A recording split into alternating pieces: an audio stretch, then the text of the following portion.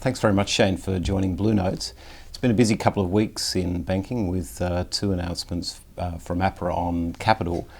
We've seen one last week on higher capital levels following the FSI and following moves internationally to raise capital, and yesterday on credit risk weights for mortgages.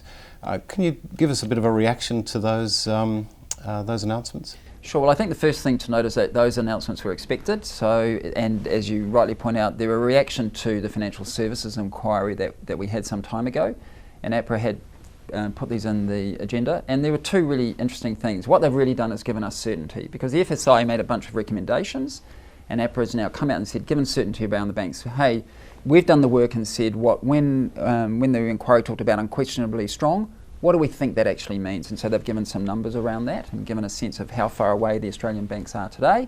And then yesterday they talked about how do we get the risk weighting right on mortgages, in particular responding to an FSI recommendation to narrow the gap between what is called the advanced banks in Australia, the big five, and some of the smaller banks in the way that we do risk weightings. If there was a surprise in yesterday's announcements, it was probably that the credit risk weights were probably at the lower end of expectations, and probably the timing was a little tighter than we'd anticipated. Does that present particular challenges for us? No, I think you're right about the risk weighting being at the lower end of the recommendation. The FSI recommended somewhere between 25 and 30, and APRA's come out at 25, so that's at the lower end. But I would say while there was never a recommendation around the actual timing, I guess market expectation was probably towards the end of next year, and APRA said the middle of next year, so that's a little bit tighter. Look, at the end of the day, that doesn't really change a whole lot. It's good to have certainty. What it means is when we look at our options for meeting that, it probably makes some of those options a little bit more practical than others, but it's certainly manageable. There's been some commentary from analysts over the last few months. It's that ANZ's CET1 ratio is at the lower end of the spectrum of the four major banks in Australia. Is that a particular challenge for ANZ? No.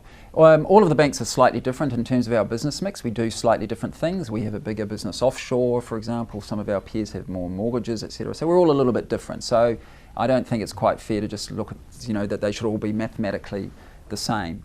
We're all pretty much in a band. We're probably a little bit at the lighter end of that, but it's really immaterial in the big scheme of things.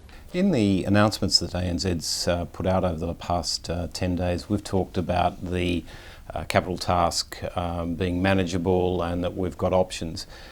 Can you be a bit more specific for us and tell us exactly what those options are? Right. So the first thing is it's really about how we manage the bank day to day. We generate capital as we generate profits and earnings. Those are potentially, we can retain those and generate capital that way. So we can do better there in terms of productivity.